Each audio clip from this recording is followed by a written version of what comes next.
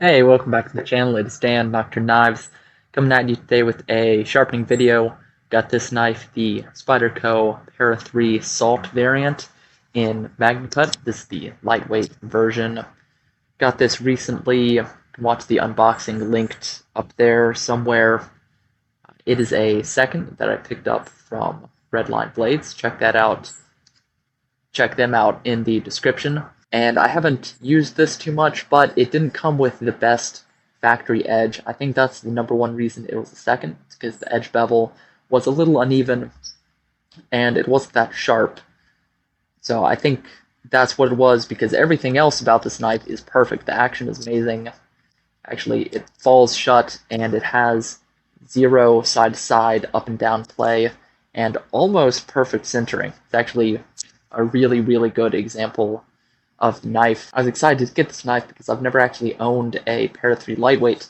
I've owned a couple Para 3s in the past and ended up selling them with this lightweight, really, really liking it, and I want to try out this Spyderco MagnaCut, so I'm excited to put a new edge on it, put a good edge on it. I'm going to lay it back really far. So if you're interested in any of that, stick around and let's sharpen it. Alright, here I've got my sink bridge set up. The first stone I'm going to be using is a Venev F150 resin bonded diamond stone. This is one of my favorite stones to start on because it's very aggressive, very easy to use, just a really good performing stone. It will cut any steel. So to start, I'm going to cut off the apex using a small Naniwa Nagura. This is a 220 Nagura. I like to use it for cleaning my stones and then cutting off the apexes to start. And cutting off that apex will just remove any burnt or fatigued steel from that factory edge and have you working with fresh steel. So it's really good practice, especially on the first sharpening. Now getting into it, I'm using a 14 degree per side angle here, and I accidentally deleted the part of the clip where I use my angle guide to start off, but I'll get to that in just a second when I switch sides. But 14 degrees per side. Before I started this, I checked the edge angle using my laser goniometer, and it was about 15 degrees on one side and 16 degrees on the other, 15.5, 16.5, something like that. So just lowering down the angle a little bit. I want to see how this MagnaCut does with a nice low slicey angle, get some really good geometry on here. So on this side you saw me using my digital angle cube to get an approximation of the angle. That's what I'll use to start off this sharpening, and then I can easily match that angle throughout the rest of the sharpening. So just lay it on the flat of the blade and then kind of get the feel for it, take it off and start sharpening. And that will get me pretty close to the angle I want. So now I'm speeding things up to 2 or 3 times normal speed just to move through this a little bit faster. One thing you'll notice is I'm holding the knife at about a 45 degree angle relative to the stone to start out with. And then here you can see me switch that to be perpendicular to the stone. So the reason I do that is because holding it at that 45 degree angle, it gives you more support and edge contact in the direction that you're pushing and pulling, which is forward and backwards, up and down the stone. Holding the knife perpendicular like I'm doing right now will make it harder to hold a consistent angle, because as you push forwards and backwards, the knife will have more of a tendency to rock. But on most Spydercos, for example, this Para 3, any of the military series, so the Paramilitary 2, the Military, Manix, Sage, all of those series, they have a very sharp 90 degree plunge grind, and the heel of the edge terminates right at that plunge grind. So the only way to get all the way back to the heel of the edge is to rotate the knife so that it's perpendicular to the stone. You can see me just quickly reference here with my angle guide or digital angle cube just to make sure I'm at the right angle, just double checking. And now push and pull straight forwards and backwards, and I'm really riding that plunge grind straight forwards and backwards to get all the way, every bit of edge back to the heel, eliminate any recurve or anything, and make sure I have everything apexed. So that's something that you'll probably have to do on your Spyderco. It's either turn it this way, perpendicular to the stone, and ride up and down the plunge grind, or add a sharpening choil. And a sharpening choil is cool. It makes it a little bit easier to sharpen, but it has the downside of getting caught in whatever material you're cutting. Say some cardboard or something like that. If it gets too low on the blade, it will catch up and bind into that sharpening choil. So that is annoying during cutting. I used to like a sharpening choil, but I've come around to no choil at this point. Here's a look at the edge. Pretty close to what I want on this edge. It's apexed, it's got a nice burr formed along the entire length. It's getting pretty even, so now I'm going to switch to my next stone. So just the first one was a Venev F150, which is a very coarse, aggressive stone. I'm moving on here to a Venev F240, which is also pretty aggressive, but definitely not as much so as the 150. That 150 will really eat some steel, moves quite quickly. This F240 has a scratch pattern equivalent to about 400 to 600 grit range of stone, so a little bit more refined. It still cuts quite quickly and actually can do a lot of reprofiling on its own pretty easily and quickly. And what it will do really well is get rid of all of those scratches from the Venev F150.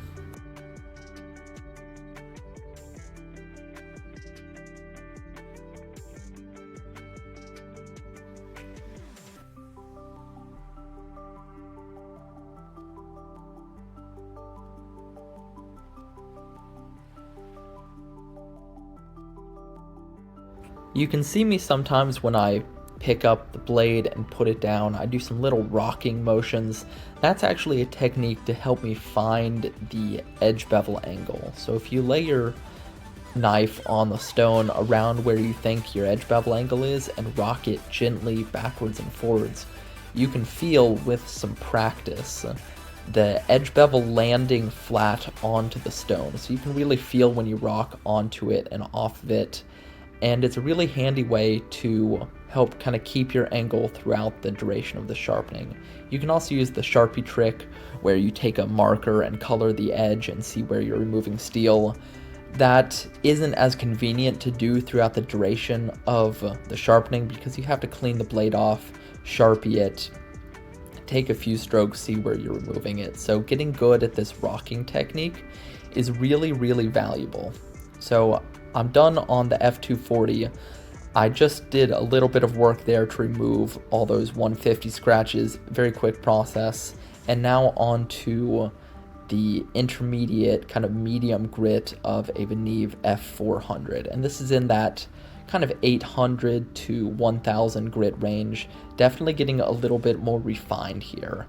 And actually a lot of the times this is where I like to finish a sharpening because it's a really good medium grit. It has some aggression, some coarseness still, some nice bite, but it's getting a little bit more refined, so slightly smoother cut, it's easier to finish on, and you'll be attaining a higher strict level of sharpness with that extra refinement. So I find with a little bit of stropping, a lot of times you can actually get a hair whittling edge off of this stone with not too much difficulty. So really nice stone, and it's going to remove those F240 scratches really quickly and easily. Here I'm just kind of demonstrating the difference between that technique where I'm sharpening the majority of the blade kind of through the belly and the tip section.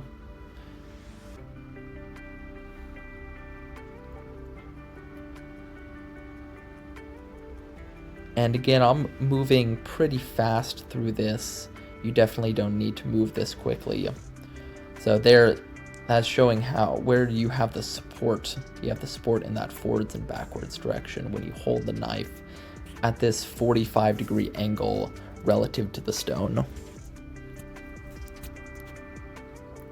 So now, if you were to hold the knife perpendicular, you would have to do more of that sideways motion to get the entire edge. So I'm just going to do that perpendicular hold right at the heel just to get that section at the heel, and use more of a 45-degree relative to the stone angle to get the rest of the edge, as it's a lot easier to stay consistent. So done with the F400, removed all the scratches from the F240, or at least most of them, and now moving on to a very optional stone, which is the F800.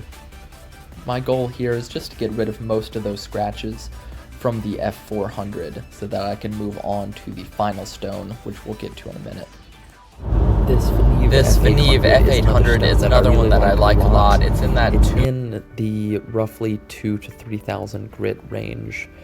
So starting to get into somewhat of a polishing stone. If you were to finish on the stone and then use maybe a 4 and then a 1 micron strop, you could get a pretty solid polish out of this. Not quite the cleanest mirror ever, but pretty close. Now moving on to the final stone in this sharpening.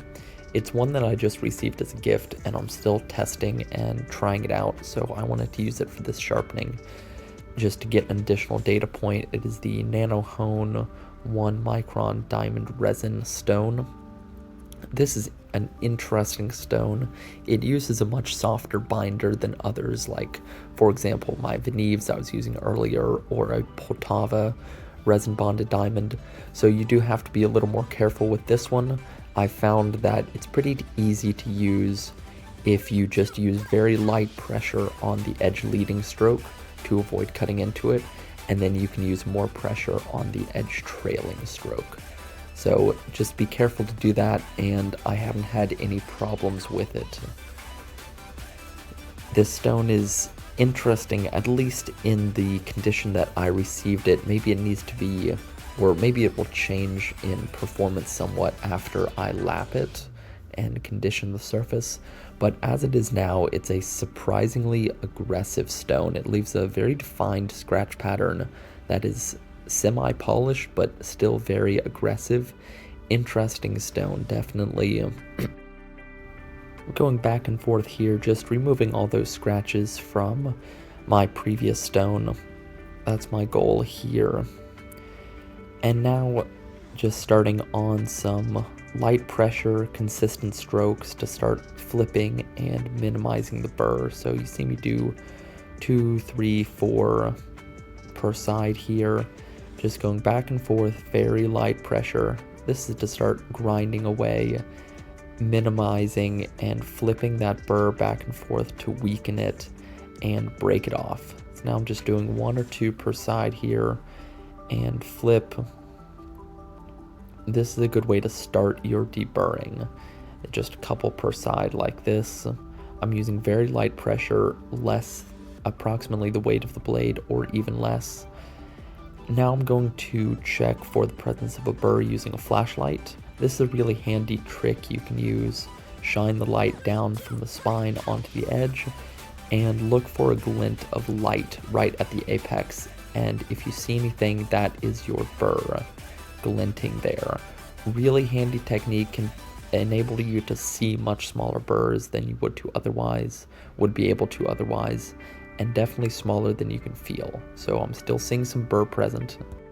So I go back on the stone, continue those few light passes on each side, flipping every 1 or 2, very light pressure, just minimizing and flipping that burr back and forth a few more times.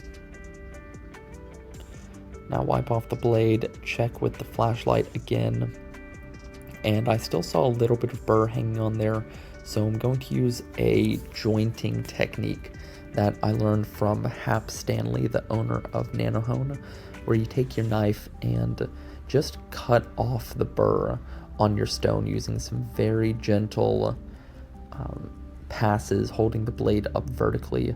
This can be a really handy technique for removing a stubborn burr or one that has stood up straight on the edge. It just barely grinds off the burr, grinds off the very top of your apex. So now I'm going to use some light pressure edge trailing strokes to restore the apex after those jointing strokes.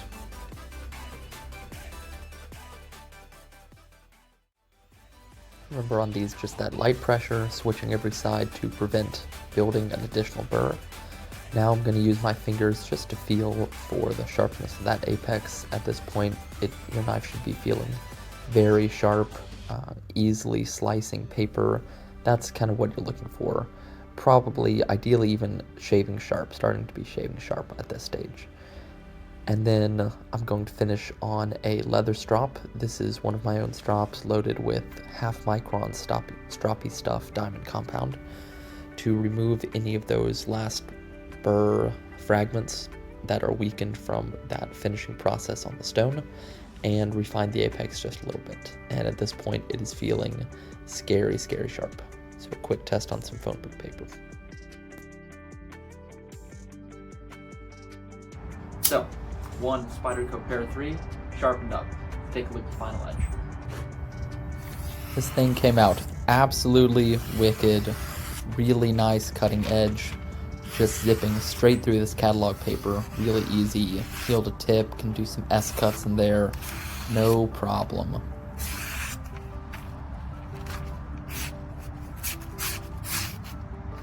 All the way out at the tip, really smooth, back to the heel, no problem.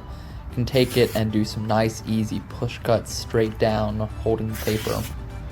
That's not so easy to do on flimsy paper like that. Now some paper towel cutting.